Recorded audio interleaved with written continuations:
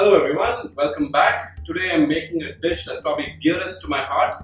I'm making this for my mother. It's actually my mother's birthday today, and she was of course a Sindhi, so she taught me everything I know about cooking, and I'm here solely because of her. So today we're making an entire Sindhi meal for you, and it's a quintessential Sindhi meal.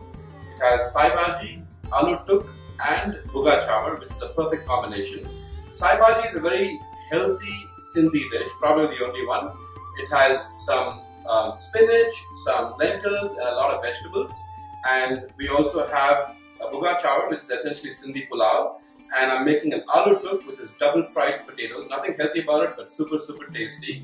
I also have a very special guest with me today who also happens to be Sindhi. I'm going to let him introduce himself. Hi, I'm Chaawan, and one of the best things about being Sindhi is the food. So let's get started.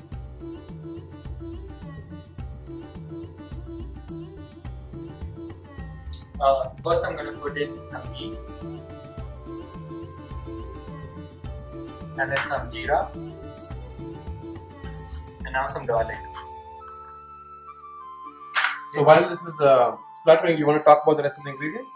Yeah, we have chana dal, we have khatta palak or sorrel leaves, this is regular spinach, this is our dill, this is bangan, we have some carrots, chow chow, tomatoes, onion, sliced chili. You can put some more if you want, but we like it less spicy. The remaining of the garlic will go in later, and we also have potato. Okay, how is it looking? Is it doing this thing? I think it's good to go. You can go to the rest. Okay. I'm gonna add the rest of the ingredients now. So while he's doing that, I'm going to get started with my potatoes, double fried potatoes. That oil is almost hot. So this is a very simple dish. What we do is we're going to fry these first, then we're going to fry them one more time. So let me pop them in there, and you can see what Puneet is doing also in the meantime. I'm just going to put in some dal now. Like I said, we're going to double fry them. So we just want to get them lightly brown. So Puneet, how often do you have Sai Bhaji in your house? Every week. Every week? Yeah. Once a week? Yeah. Really? Well, I mean, in a Sindhi household, I guess you must have it every week, right? Yeah. We await that, yeah. Well, the kids await it here too. Do we make it once a week? I think we do, yeah. We do. And you know, it's a great way, by the way, Sai Bhaji is a great way to get kids to eat vegetables. There is, you know, when the vegetables are whole, you'll see what we do when we finish this dish, it'll all be mashed together, so you can't see the ingredients. And that's one way to get kids to eat eggplants and potatoes and carrots and other things that they don't normally eat, right? Now I'm going to add the salt and some haldi.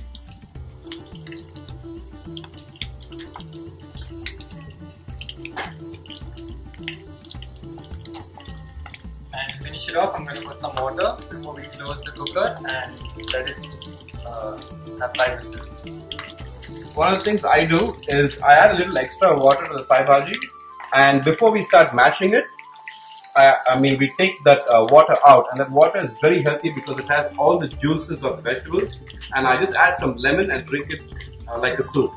So I think that should be good to go. So while Puneet is closing up the lid, you can see my potatoes are starting to get done. I'll just give them a turn quickly. Now, I didn't tell you this, but the potatoes have been parboiled in advance, so we don't have to cook them for very long. They're already kind of semi-cooked, and by the time I double fry them, they'll be fully cooked. So that's good. So this is a single fry stage. I'm going to go ahead and take them out. Okay, so as you can see, my potatoes are half fried. They're not fully fried. We'll finish them up later. And my Sai Bhaji is going nicely. That's about 4 whistles in. 1 more whistle to go.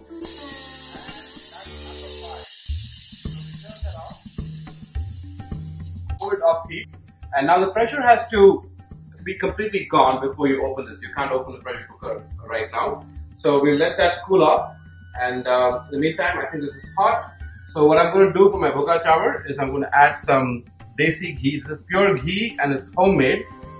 And to this, I'm going to add a little bit of cumin seeds, the zira.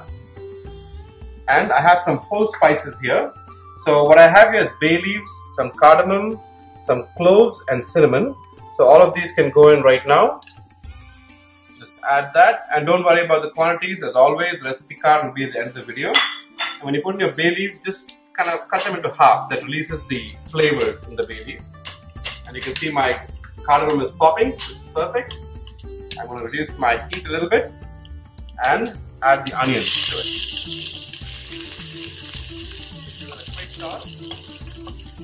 Okay, so you can see the onions are nice and brown. That's how we want it. And we're going to add some, the only spices we're going to add today are red chilies and salt.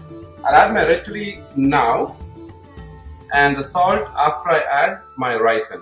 So that's nice and brown. We're going to add our rice to this. Make sure it doesn't burn. And give that a nice stir. You can hear that sizzle. And another thing my mom taught me is never to waste anything.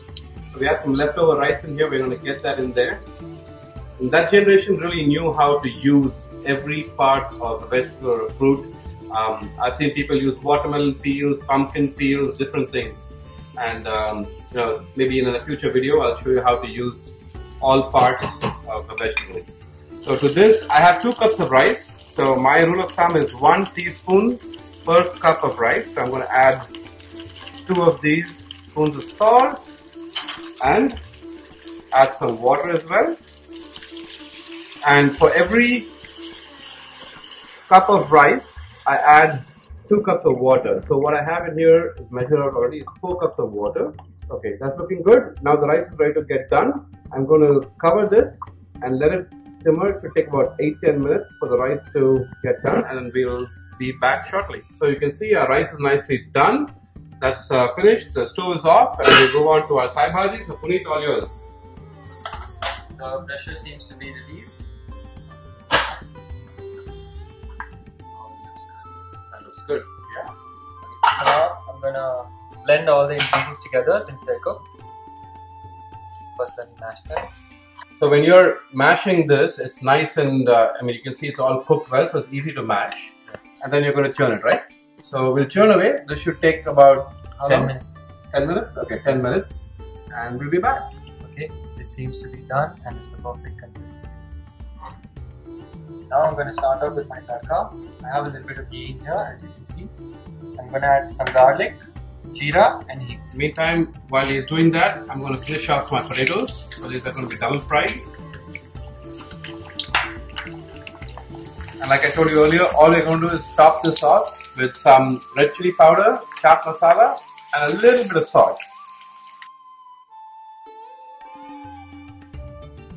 Okay, that guy looks like he's done, so we can take him out. And you see, they're nice and brown. You want them really brown and crispy. So what do you do next with this pudding? After this, I top it on Sai Bhaji. Put it on and good to go? Yeah. Okay, excellent. Alright. Yeah. So he's done with his dish. The rice is already done. And now I'm going to take, this is chaat masala store-bought, and we just want to sprinkle that on top of the potatoes like so. And then we take a little bit of red chili powder as well. I'm going to use my fingers because it's easier to sprinkle with fingers. There you go. Perfect. Okay, that should do it. And I'm going to touch of salt. Not too much, just a touch. So that's it, folks. This is a perfect Sindhi meal. You have Sai Bhaji, and I have my rice in the back, and I have also double fried potatoes or Aloo Tuk. So enjoy your Sindhi meal. Thank you for watching, and thank you, Puneet, for all your help. I'll see you next time.